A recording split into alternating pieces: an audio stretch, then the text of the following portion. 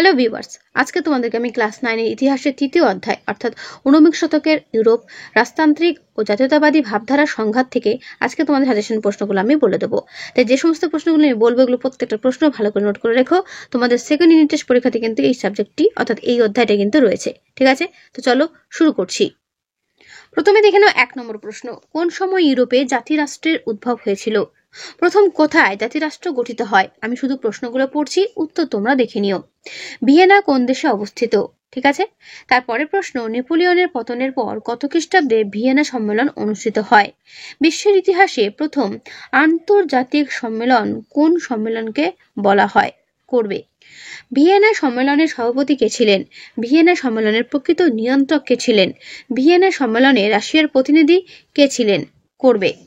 Vienna সম্মেলনে ইংল্যান্ডের প্রথম প্রতিনিধি কে ছিলেন? ভিয়েনা সম্মেলনে পরাজিত ফ্রান্সের প্রতিনিধি কে ছিলেন? তারপরে প্রশ্ন, ভিয়েনা সম্মেলনের ন্যায্য অধিকার নীতি অনুসারে ফ্রান্সের সিংহাসনে কোন বংশের শাসন প্রতিষ্ঠিত হয়েছিল? করবে। তারপর মেটার্নিক কে ছিলেন অথবা মেটার্নিক কোন দেশের প্রধানমন্ত্রী ছিলেন? কোন সময়কে মেটার্নিকের যুগ বলা হয়? কূটনীতির রাজকুমার কাকে বলা হতো? কাকে বা কে নিজেকে নেপোলিয়ন বিজেতা বলে মনে করতেন? করবে। কার্লসবার্গ ডিক্রি কে জারি করেন এবং কত খ্রিস্টাব্দে করা হয়? কোথায় করা হয়? দেখো 3টি প্রশ্ন পরপর দেওয়া রয়েছে। কার্লসবার্গ ডিক্রি কে জারি করেন, কত খ্রিস্টাব্দে করা হয় এবং কোথায় করা হয়? করবে। পবিত্র চুক্তির উদ্ভাবক কে ছিলেন? করবে। পবিত্র চুক্তি কত খ্রিস্টাব্দে ঘোষণা করা হয়? ঠিক আছে। চতুর্শক্তি চুক্তির উদ্ভাবক কে ছিলেন? চতুর্শক্তি চুক্তি কত খ্রিস্টাব্দে স্বাক্ষরিত হয়? চতুর্শক্তি চুক্তি বা শক্তি সমবায়ের প্রথম বৈঠক কোথায় অনুষ্ঠিত হয়? করবে। ভেরি ভেরি ইম্পর্টেন্ট প্রশ্ন, দেখে নাও ভালো করে। ঠিক আছে। শক্তি সমবায়ের ট্রপো বৈঠক কত খ্রিস্টাব্দে হয়েছিল? ট্রপো প্রোটোকল বা ট্রপোর ঘোষণাপত্র কত খ্রিস্টাব্দে জারি করা হয়? কাকে ইউরোপের প্রধানমন্ত্রী বলা হতো? কাকে ইউরোপীয় রক্ষণশীলতার জনক বলা হয়? করবে। যেগুলো আমি হাইলাইট করে রেখেছি এগুলো প্রত্যেকটাই কিন্তু পরীক্ষাতে আসার মতো, তাই ভালো করে দেখবে। ফ্রান্সে কত খ্রিস্টাব্দে জুলাই বিপ্লব হয়েছিল? ঠিক আছে। দশম চার্লস কত খ্রিস্টাব্দে ফ্রান্সের সম্রাট হন? পলিন্যাক কে ছিলেন? করবে। দশম চার্লস কে ছিলেন? ঠিক আছে, দেখবে। কোন ভারতীয় মনীষী জুলাই বিপ্লবের সাফল্যে আনন্দিত হয়ে ফরাসিদের অভিনন্দন জানিয়েছিলেন? ঠিক আছে। কোন বিপ্লবের প্রভাবে চার্টিস্ট আন্দোলন হয়েছিল? করবে। লুই ফিলিপ কোন বংশের লোক ছিলেন? ফ্রান্সে কাকে নাগরিক রাজা বলা হয়?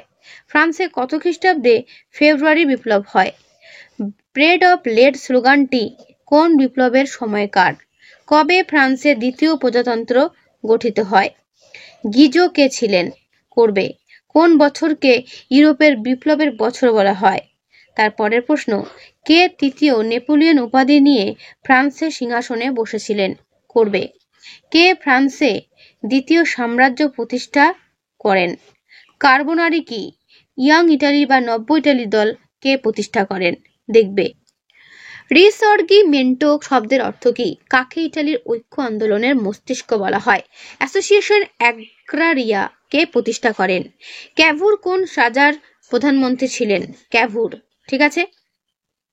জোসেফ গ্যারিবাল্ডি কে ছিলেন? লাল কুর্তা বাহিনী কে গঠন করেন? আধুনিক ইটালির স্রষ্টা কাকে বলা হয়? কত খ্রিস্টাব্দে ইটালি ঐক্যবদ্ধ স্বাধীন রাষ্ট্রে পরিণত হয়? করবে। জোল ভেরেইন কি? জোলভেরেন কত খ্রিস্টাব্দে গড়ে ওঠে? কার উদ্যোগে জোলভেরেন গড়ে ওঠে? জার্মানির কোন রাজ্যের নেতৃত্বে জোলভেরেন গড়ে ওঠে? প্রাশিয়া রাজা চতুর্থ ফ্রেডরিক উইলিয়ামের মৃত্যুর পর কে প্রাশিয়া রাজা হন? তারপরে প্রশ্ন, জাঙ্কার কাদের বলা হতো?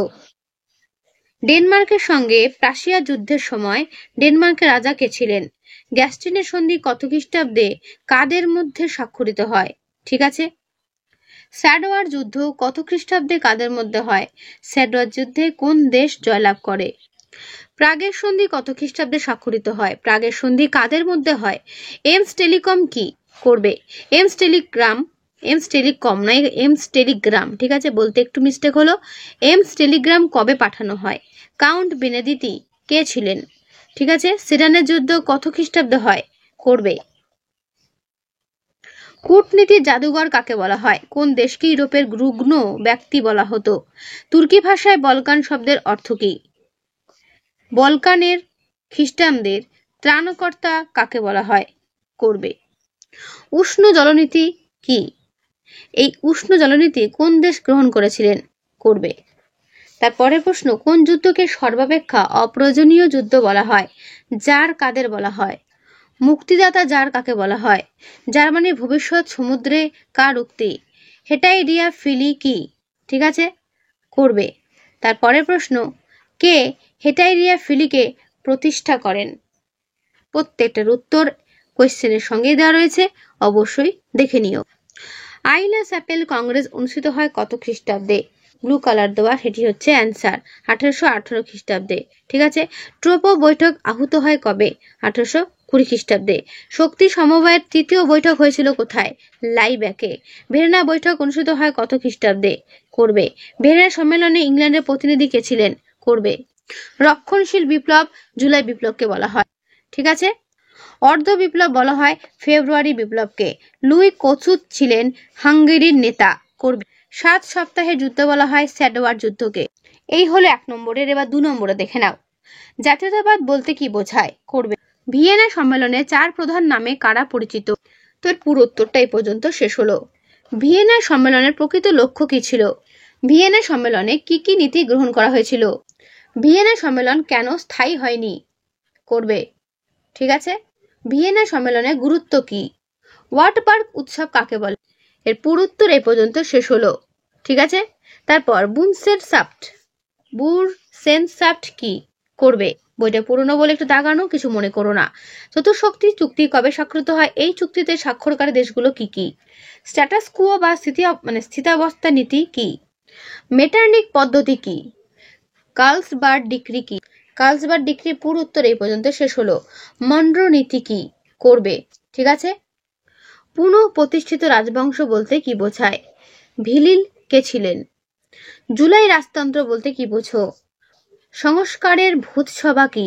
করবে। 1848 খ্রিস্টাব্দকে বিপ্লবের বছর কেন বলা হয়? করবে। উদ্যান পথ বা বুলেভার্ডের হত্যাকাণ্ড কাকে বলে? কে কাকে কেন খুদে নেপোলিয়ন বলে উপহাস করেন?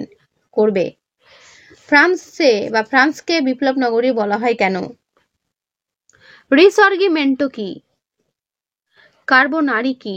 ঠিক আছে, দেখে নাও পুরো উত্তর। মাতসিনি কে ছিলেন? তার রাজনৈতিক আদর্শ কি ছিল? ইয়ং ইটালি কি?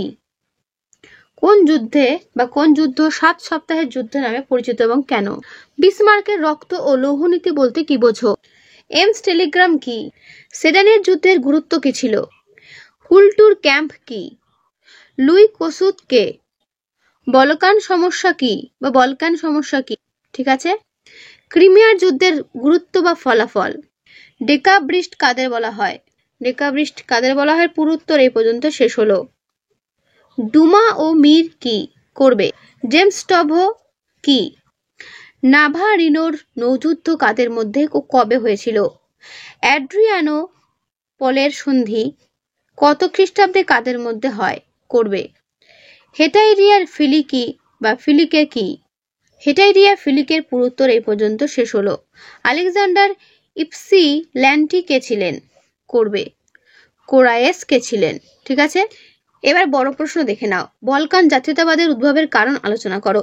পুরো উত্তর তোমরা দেখে নিয়ে নিজেদের মতো করে নেবে। ঠিক আছে, আমি এর উত্তরটা পড়ছি না, ভালো করে দেখে নাও পুরো উত্তর।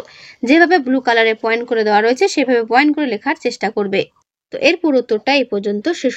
কোন সন্ধির দ্বারা ক্রিমিয়া যুদ্ধের অবসান ঘটে? এই সন্ধির শর্ত কি ছিল? করবে। যেগুলো আমি দিচ্ছি সেগুলো ভালো করে করবে।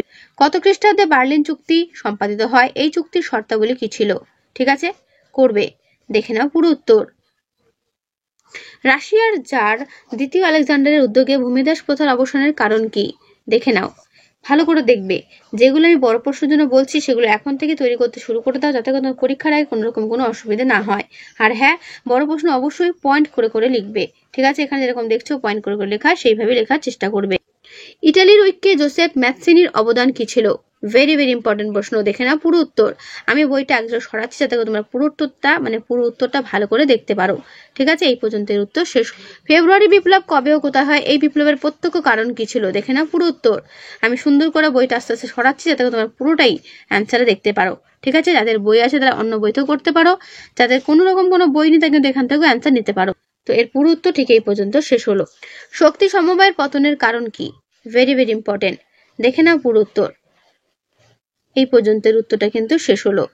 ভিয়েনা সম্মেলনের প্রধান ত্রুটিগুলো লেখো। করবে। তো এর পুরো উত্তরটা দেখে নাও, ভালো করে দেখে নাও। এর পুরো উত্তরটা ঠিক তোমাদের এই পর্যন্ত শেষ হলো। ওকে, করবে। পবিত্র চুক্তি ব্যর্থ হয়েছিল কেন? দেখে নাও ভালো করে।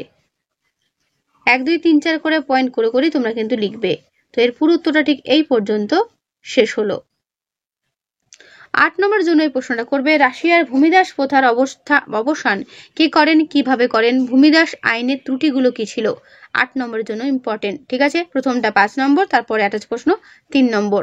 দেখে নাও ভালো করে। উত্তরগুলো এতটাই বড়ভাবে লেখা রয়েছে যে আমি পুরোটা একসঙ্গে দেখাতে পারছি না। তোমরা কিন্তু ভিডিওটা একবার পজ করে অ্যান্সারটা পুরোটা একবার দেখে নিও। ঠিক আছে, বিসমার্ক কিভাবে জার্মানিকে ঐক্যবদ্ধ করেন? দেখে নাও ভালো করে। পুরো উত্তরটা আমি দেখিয়ে দিচ্ছি, ভালো করে দেখবে। ঠিক আছে, এগুলো কিন্তু 8 নম্বরের প্রশ্ন। 1830 খ্রিস্টাব্দের জুলাই বিপ্লবের কারণগুলো আলোচনা করো। এর গুরুত্ব কি?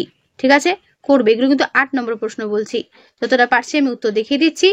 যদি তোমাদের বই থাকে সেখান থেকে করে নিতে পারো, অথবা চাইলে এখান থেকেও দেখতে পারো। ঠিক আছে, ভিডিওটা পজ করে অ্যান্সারগুলো এক ঝলক দেখে নিও। ওকে, তো এই পর্যন্তের উত্তর শেষ হলো। তারপর হচ্ছে বিপ্লবের গুরুত্বটা কি সেটাও করে নিও। ভিয়েনা সম্মেলন বলতে কি বোঝো? এই সম্মেলনে কারা যোগদান করেছিল? ভিয়েনা সম্মেলনের উদ্দেশ্য কি? 3টে পার্ট প্রশ্ন দেওয়া আছে ঠিকই, বাট এটার মান কিন্তু 8। ঠিক আছে, বড় প্রশ্নের জন্য ইম্পর্টেন্ট রয়েছে, ভেরি ভেরি ইম্পর্টেন্ট। তাই এটাও কিন্তু দেখবে। ঠিক আছে, আমি পুরো উত্তর তোমাদের একদম দেখিয়ে দিচ্ছি, এতে তোমাদের পড়তে কোনো রকম কোনো অসুবিধে না হয়। ঠিক আছে, তোমাদের নিজেদের যে টেক্সট বুক, সেই টেক্সট বুকের মতোই অ্যান্সারটা পেয়ে যাবে। যেখান থেকে খুশি তোমরা অ্যান্সারটা নিতে পারো, কোনো রকম কোনো অসুবিধা। শুধু প্রশ্নগুলো তোমাদের ইম্পর্টেন্ট দেখার কাজ, সেইগুলো ভালো করে দেখে নাও। ঠিক আছে, এর বাইরে কিছু পড়ার দরকার নেই। তো এই হলো তোমাদের 3য় অধ্যায় পুরো সাজেশন। কেমন লাগলো ভিডিওটা অবশ্যই আমাকে কমেন্টে জানিও। ভালো লাগলে লাইক করো, অবশ্যই বন্ধুদের কাছে শেয়ার করে দিও। তো আজকে এখানেই দেখা হবে নেক্সট ভিডিওতে। ভালো থেকো সবাই, আর হ্যাঁ, প্রত্যেকেই ভালো করে পড়ো। ঠিক আছে, সেকেন্ড ইউনিট পরীক্ষাটা কিন্তু প্রত্যেকেরই ভালো করে দিতেই হবে। তো আজকে এখানেই দেখা হবে নেক্সট ভিডিওতে।